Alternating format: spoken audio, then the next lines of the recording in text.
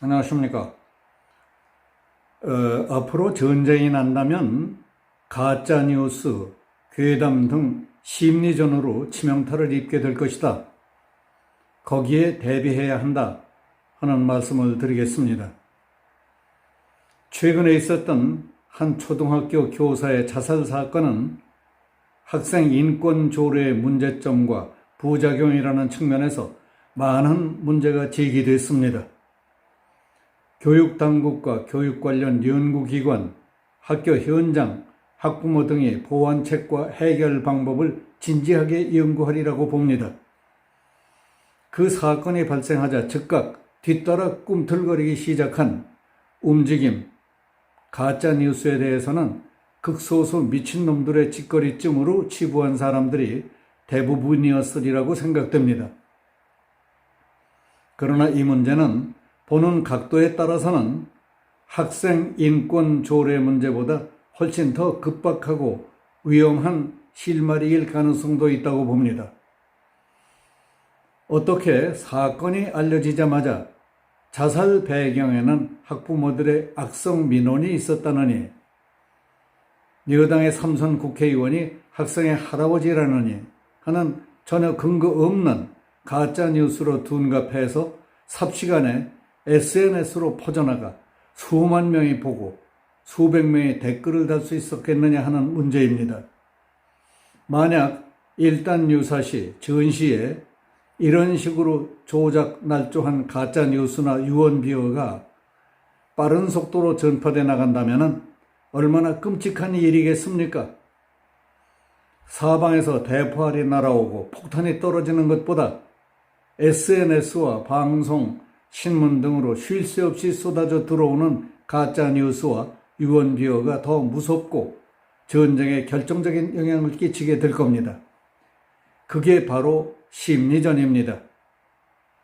적 상대에게 불안 공포 분위기를 만들고 특히 전쟁의 버팀목이 되어야 하는 국민들을 공황 상태에 빠뜨려 패배의식으로 몰아간다면 전쟁은 그걸로 끝장나고 맙니다. 전쟁은 아무리 첨단 무기로 무장하고 화력이 우세하다 하더라도 겁에 질려 싸울 의사가 없는 군인과 국민들과는 상대가 되질 않습니다. 월남이 패망하기 직전 월남군은 미군이 갖고 있던 세계 최첨단 무기로 무장하고 있었기 때문에 군사력 세계 제4위라는 말을 들을 정도였습니다. 그러나 제대로 된 군화도 신지 못하고 주먹밥이나 먹던 거렁뱅이 올뱅군에게 항복하고 패망해버리고 말았습니다. 세계 전쟁사에 없었던 기록입니다. 김대중, 노무현의 친북 좌파 정권 다음 다시 우파인 이명박 정권이 들어서자 북한은 군사 도발뿐만 아니라 아예 남한 정권을 타도하고 친북 좌파 정권을 세우는 데 주력하기 시작했습니다. 2008년 이명박 정부가 들어서자 미국산 쇠고기 파동인 광우병 사태, 박근혜 정부 때 세월호 사태, 대통령 탄핵, 사드 배치 반대, 윤석열 정부에 들어서 이태원 헬로윈 참사, 후쿠시마 원전 오염수 반대로 이어져 내려왔다고 봅니다. 그 사건들 하나하나에서 얼마나 끔찍한 가짜뉴스가 쏟아져 나왔습니까? 뇌 송송 구멍 타기니 미국 소고기를 먹느니 입에 청산가리를 덜어놓겠다. 박근혜 세월호 7시간의 미스테리, 전자파에 내 몸이 구워질 것 같아요. 전자파 참외, 후쿠시마 오염수를 먹느니 차라리 똥물을 마시겠다는 등 입에 올리기도 민망한 악담과 저주, 가짜뉴스와 괴담을 야당 측에서 노골적으로 퍼부었고 매스컴을 타고 퍼져나갔습니다. 민심은 흉흉해지고 정부에 대한 불신이 무섭게 확산되었습니다. 언제 어디서 누가 왜 퍼뜨린 것인지는 알 수 없지만 가짜뉴스와 괴담은 무서운 속도로 번져가면서 사람들의 공포와 불안감을 떨쳐버릴 수 없게 됐습니다. 불안, 공포, 정부에 대한 불신이 계속 돌고 돌아 잠재의식으로 자리 잡게 되면 과학도 논리도 통하지 않습니다. 누구의 말도 믿지 못하게 됩니다. 그쯤 되면 심각한 병적 상태로 접어든 것입니다. 멀쩡한 사람도 이성을 잃게 됩니다. 사회가 혼란스러워지고 불안 공포가 지배하게 됩니다. 서로 못 믿고 지지고 볶아치며 절망과 포기의 길로 가는 겁니다. 이처럼 쉽고 값싸게 적의 뿌리를 뒤흔들고 총 한 방 쏘지 않고 승리를 할 수 있는 겁니다. 앞에서 말씀드린 대로 북한은 김대중, 노무현 이후 남한의 우파 정권이 들어설 때마다 가짜 뉴스와 유언비어의 조작, 날조, 유포로 지속적인 테스트를 거친 뒤 지난 3월부터는 본격적인 대남 심리전을 가동시키기 위해 조직을 정비하고 상위 책임자를 지정했습니다. 북한은 지난 3월 노동당 선동부 산하에 대외 인터넷 선전을 총괄하는 조직을 신설하는 등 대남 심리전 기능을 대폭 강화한 것으로 알려졌습니다. 특히 김정은은 지난달 말 통일전선부장 출신 김영철을 통전부 고문으로 재기용하면서 한국의 사회혼란, 국정회방 등 대남 공작 강화를 주문한 것으로 알려졌습니다.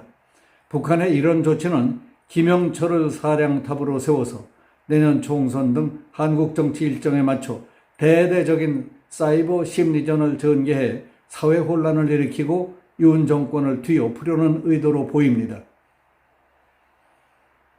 전면전이 일어나면 북한은 국내 고정 간첩과 반국가 세력을 총동원해서 인터넷 심리전의 우위를 점령하고 한국 사회의 혼란을 극대화시키기 위해 대통령 등 전쟁 지휘부가 외국으로 도주했다. 아군이 전방에서 전멸하고 있다. 미군이 한국에서 철수 중이다. 하는 식의 가짜 뉴스를 뿌려댈 것이라고 우려하는 전문가들도 있습니다. 최근 초등학교 교사 자살 사건과 관련해 특정 정치인이 연루되었다는 근거 없는 소문이 삽시간에 퍼져 큰 파장이 일었던 것은 우리 사회가 얼마나 가짜 뉴스에 취약한지를 보여줬습니다. 전시에는 북한이 그런 약점을 노리는 데 총력을 다할 것이라는 겁니다. 가짜 뉴스가 사회 도처에 동시에 다발적으로 퍼지고 주요 기반 시설이 도미노식으로 파괴되면 전쟁 수행 능력이 급격히 떨어질 수밖에 없습니다. 그러면 제대로 된 전투를 하기도 전에 전쟁이 끝나버릴 수도 있습니다. 압도적 경제력과 군사력도 심리전에 말리면 제 역할을 할 수 없습니다. 평소에 그런 상황에 대비해오던 국정원, 방첩사령부, 사이버사령부 등은 문재인 정부 때 각종 수사에 시달리며 전시 작전 수행 능력에 이미 큰 손상을 입었다는 것이 전문가들의 견해입니다. 따라서 군뿐만 아니라 행정안전부, 과학기술정보통신부, 방송통신위원회 등의 기능을 한데 모은 범정부적 컨트롤 타워를 만드는 것이 매우 중요하고 시급하다는 것입니다. 그리고 지금까지 기회 있을 때마다 가짜 뉴스나 유언비어를 날조에 퍼뜨려 온 상습적인 괴담 날조 유포자들의 블랙리스트를 만들어 중점적으로 사찰 관리해야 합니다. 특히 상습적이고 죄질이 의심스러운 자들은 죄상을 낱낱이 공개하고 엄벌해야 합니다. 그런 자들은 북과 연계해 유사시를 대비한 숙달 훈련을 하고 있었을 가능성이 매우 높기 때문입니다.